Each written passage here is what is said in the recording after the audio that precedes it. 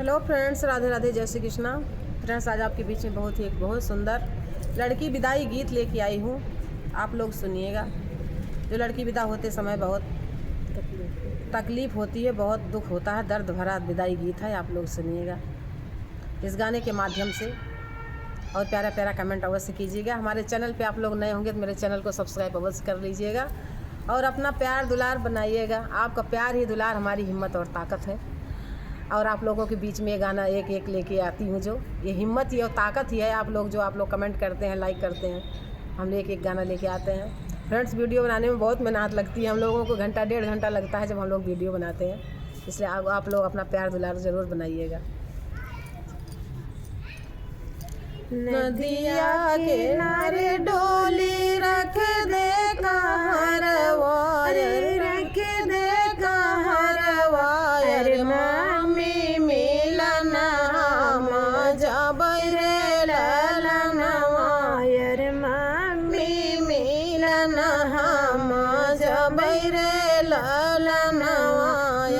Mummy के रोए से भिगली चुनरिया, भिगली चुनरिया, पापा के कठिन करे जरे ललनवार, पापा कई कठिन करे जरे ललनवार। नदिया किनारे डोली रख दे कहरवार, रख दे कहरवार, मम्मी मिलन हम जबै रे ललनवार, मम्मी मिलन हम जबै रे ललन।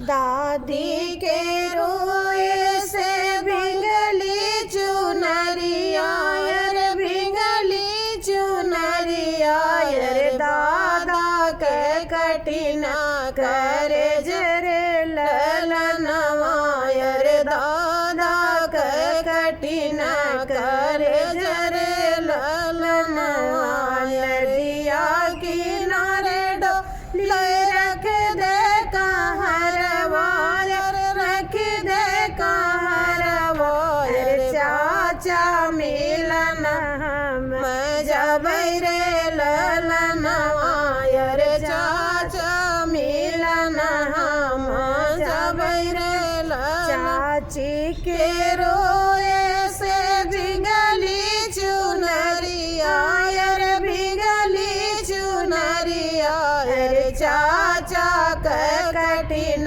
करे जरे ललनवार, चाचा के कठिन करे जरे ललन। नदिया किनारे डोली रख दे कहरवार, रख दे कहरवार, भाभी मिलन हम जबै रे ललनवार, अरे भाभी मिलन हम जबै रे ललनवार। भाभी के रोए से भिगली चुनरिया, भिगली चुनरिया, भैया के कठिन करे जरे ललनवार, भैया के कठिन करे जरे ललनवार। छुट्टी जई है हमरो गति जरे